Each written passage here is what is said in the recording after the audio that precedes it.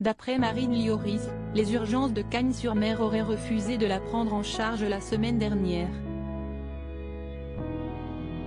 Depuis, l'établissement a réagi et a donné sa version des faits au Figaro.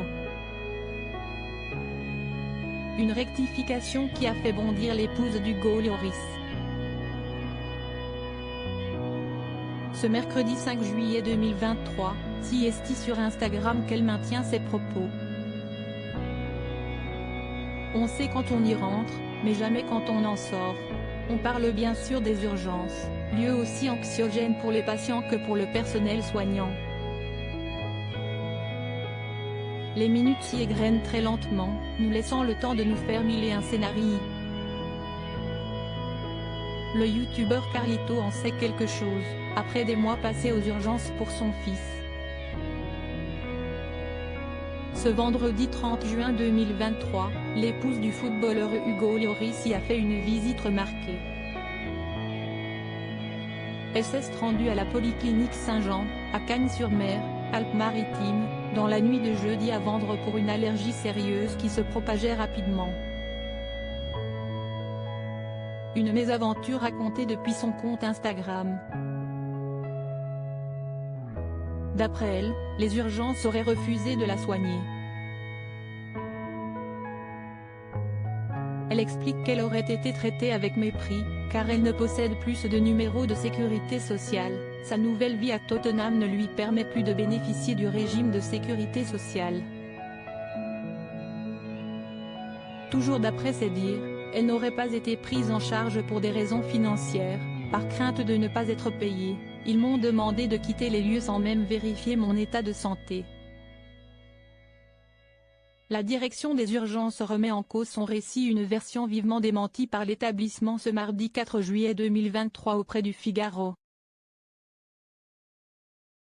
Alexandra Cittadini, la présidente et directrice générale de la Polyclinique, considère les faits comme un non-événement. Elle déclare, jeudi soir, vers minuit, il y avait déjà 12 patients, dont 5 en situation instable et un dans un état critique. On a indiqué à Madame Lioris qu'elle ne pourrait pas être prise en charge immédiatement, et celle-ci n'a pas souhaité attendre. Elle est donc partie. Elle insiste sur le travail de régulation des patients en fonction des critères de gravité et nie les accusations proférées par la femme du gardien de but. Et ce n'est pas un problème de carte vitale ou financier, on prend tout le monde, même les gens qui viennent en maillot de bain et sans papier sur le moment. Elle conclut sa mise au point en évoquant l'accompagnatrice de Marine Lioris, sa sœur, qui aurait été assez véhémente envers le personnel, même s'il est désormais formé face à cela. Ce mercredi 5 juillet 2023, Siesti toujours depuis son compte Instagram que Marine Lioris a répondu sans aucune ambiguïté en restant fidèle à sa version des faits, on ne m'a laissé pas d'autre choix que celui de partir.